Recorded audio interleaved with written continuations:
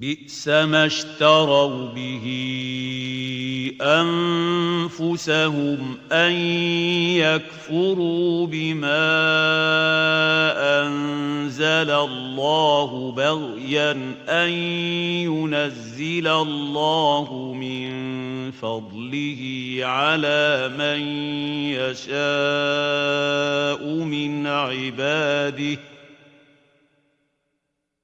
فباءوا بغضب على غضب وللكافرين عذاب मुहीन।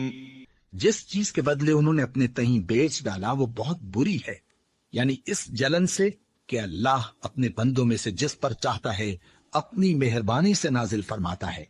अल्लाह की नाजिल की हुई किताब से कुफ्र करने लगे तो वो उसके गजब बालाए गजब में मुब्तला हो गए और काफिरों के लिए जलील करने वाला अजाब है।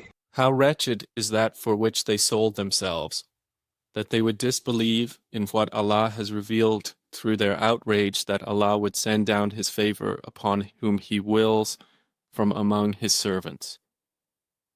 So they returned having earned wrath upon wrath, and for the disbelievers is a humiliating punishment.